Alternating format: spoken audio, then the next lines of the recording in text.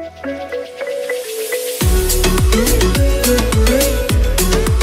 c'est la deuxième partie de la vidéo sur la loi qui a été instaurée au niveau de la santé. Donc il y a une loi qui a été instaurée disant que les immigrants qui viennent immigrer aux États-Unis doivent montrer ou doivent avoir une preuve qu'ils vont recevoir une assurance dans les 30 jours à venir, dès qu'ils touchent le sol américain.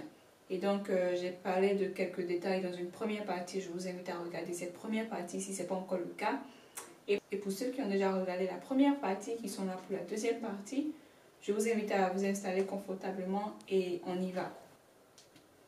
Donc maintenant, on va parler en fait de l'assurance admissible aux ressources financières pour payer les frais médicaux.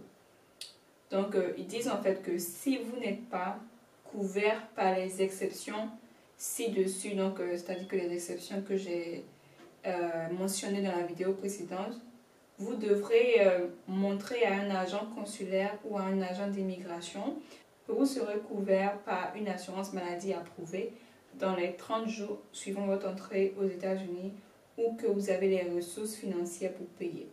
Ok, donc ça résume en gros ce que j'ai dit au début de la vidéo. Dès que vous arrivez dans les 30 premiers jours qui suivent, vous devez être couvert ou vous devez montrer de façon financière que vous avez les moyens pour pouvoir payer une assurance. Ok, donc très important. Et ensuite, on dit que l'assurance maladie approuvée comprend régime de santé parrainé par l'employeur, y compris les régimes de retraite. Donc l'assurance que vous allez avoir, il faut que votre employeur, c'est-à-dire que où vous travaillez, cette société doit vous parrainer pour l'assurance. Donc en fait ici ils ont différentes assurances. C'est que, désolé, donc je parlais en fait et la caméra s'est coupée. Donc la mémoire était remplie. Donc voilà l'assurance. Il faut que l'assurance ait une partie qui va couvrir en fait tes frais quand tu seras en retraite.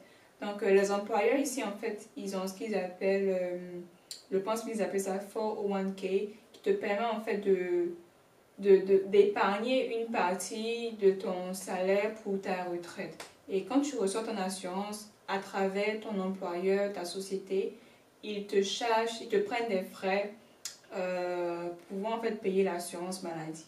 Donc voilà un petit peu ça. Donc c'est ce qu'ils mentionnent ici, que le fait que le régime de santé doit parrainer par l'employeur. Ensuite, c'est mentionné que les plans de santé non subventionnés offerts sur le marché individuel au sein d'un État. C'est-à-dire que si tu vas acheter, tu veux prendre une assurance maladie à l'extérieur de ce que ton boulot t'offre, c'est le cas, tu peux choisir cette assurance. Donc, ce sera autorisé pour toi.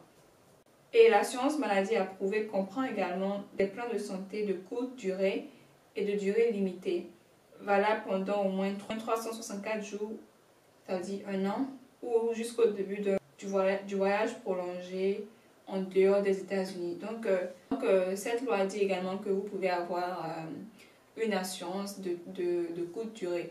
Donc, disons que tu te prends une assurance pour te couvrir pendant 3 mois et que tu voyages aux États-Unis et que tu voyages à l'extérieur des États-Unis, l'assurance peut toujours te couvrir. Ok? Ou que tu prennes une assurance de 7 mois et que après tu peux changer de compagnie d'assurance et tout ça.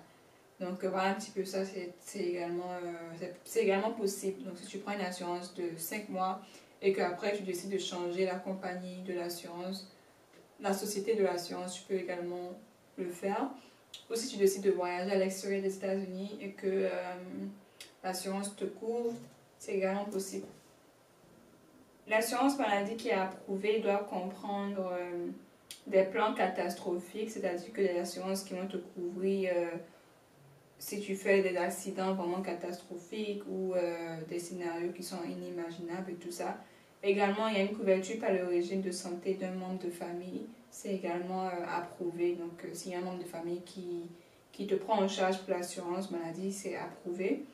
Également, les plans de santé militaires américains, y compris TRICARE, sont approuvés également.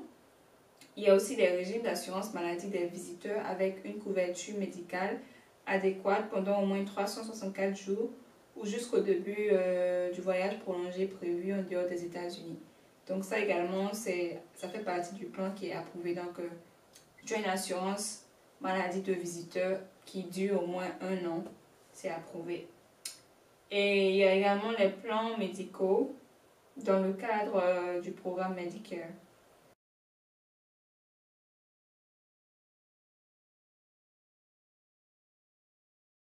Et ils disent que pour les personnes de plus de 18 ans, l'assurance maladie approuvée n'inclut pas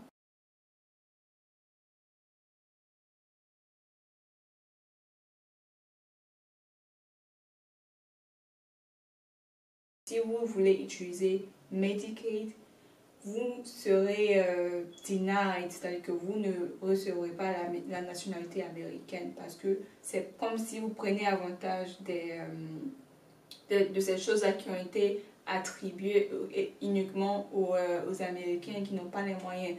Donc, même si vous êtes immigrant, que vous venez d'arriver aux États-Unis, que vous n'avez pas assez de moyens pour vous prendre en charge au niveau santé et tout ça, et que vous vous mettez dans le Medicaid, c'est pas un bon signe. Donc, cherchez une assurance maladie qui n'est pas trop chère et que vous pouvez payer en fait. Parce que si vous décidez de vous mettre dans le côté Medicaid, ça sera un red flag, c'est-à-dire que ça sera un signal qui vous empêchera d'avoir la nationalité américaine quand le moment sera arrivé.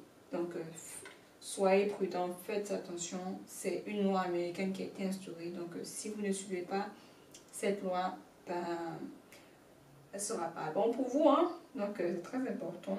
Je finis cette vidéo sur les exigences à avoir lors de votre entretien pour le visa immigrant, donc au pays là-bas. Donc, ils disent qu'au cours de l'entretien pour le visa, les candidats doivent être en mesure de démontrer à la satisfaction du fonctionnaire consulaire ou de l'agent consulaire qu'ils disposent des ressources financières nécessaires pour couvrir les frais médicaux prévisibles ou avoir souscrit à une assurance maladie parmi celles énumérées ci-dessus, dont je l'ai mentionné, dans les 30 jours suivant leur entrée aux États-Unis. Donc, je ne fais que répéter ça. Et légalement, ils ne font que répéter ça. C'est-à-dire que quand vous allez aller pour votre entretien pour le visa, il faut être sûr, il faut de convaincre l'agent consulaire que dès que vous arrivez aux États-Unis, vous allez vous prendre en charge pour l'assurance maladie dans les 30 premiers jours. Donc, très important. Et ils disent également que les agents examineront les documents médicaux et financiers qui font déjà partie du dossier du demandeur et pourront demander des informations ou des documents supplémentaires au besoin. Donc, vous devez montrer que vous êtes en mesure de vous prendre en charge financièrement pour l'assurance maladie. Donc, vous allez montrer peut-être votre relevé bancaire qui prouve que vous pouvez vous prendre en charge dès que vous arrivez aux États-Unis. Convaincre l'agent consulaire que vous pouvez vous prendre en charge, vous allez devoir montrer votre relevé bancaire, n'est-ce pas? Ce n'est pas en parlant uniquement que vous allez convaincre la personne. Il faut également montrer les preuves, n'est-ce pas? Donc, c'est très important. L'agent consulaire va vous demander de donner plus de documents, des documents supplémentaires qui prouvent que vous pouvez vous prendre en charge et tout ça. Avant l'entretien pour le visa, les candidats peuvent souhaiter revoir les coûts et les critères d'éligibilité des régimes d'assurance maladie approuvés ou envisager comment ils prendraient en charge les coûts médicaux raisonnablement prévisibles de tout problème de santé actuel. Donc, c'est-à-dire qu'avant l'entretien, vous devez être sûr de savoir tout ce que j'ai mentionné, quel type d'assurance est approuvé dès que vous arrivez aux États-Unis. Et également, vous pouvez aller voir les différents, les différents coûts pour différents types d'assurance maladie. Donc, c'est très important de vous documenter avant d'aller pour votre visa. Parce que maintenant, avec cette loi qui est instaurée là, si vous allez et que vous ne savez pas quelque chose sur le domaine de santé américain, c'est déjà un red flag. Ça veut dire que vous allez échouer le visa. Donc, voilà, c'est la fin de cette vidéo. Donc, je vous ai parlé un petit peu de la nouvelle loi qui a été instaurée sur l'assurance maladie aux États-Unis et comment les immigrants sont touchés par cette loi. Donc, en gros, sachez que quand vous allez pour votre interview à l'ambassade, vous devez être en mesure de convaincre l'agent consulaire que vous pouvez vous prendre en charge au niveau de l'assurance maladie. C'est cela dès que vous arrivez aux États-Unis dans les 30 premiers jours. Et voilà, c'est très important. Et également, vous pouvez faire vos recherches si vous avez déjà un parrain qui va vous prendre en charge, vous pouvez commencer à demander à cette personne c'est quoi les différents types d'assurances qui sont disponibles, c'est quoi les prix et tout ça, etc. Comme ça, en fait, vous êtes déjà informé un petit peu sur les types d'assurances qui sont approuvés par l'État américain. Et dès que vous arrivez pour votre visa, vous savez tout. Dès qu'on vous pose une question, vous pouvez répondre. Ok, donc c'est très important, documentez-vous très bien. Et c'est là, en fait, j'ai partagé cette vidéo avec vous pour vous donner un petit peu plus de savoir au niveau de cette loi qui a été instaurée là.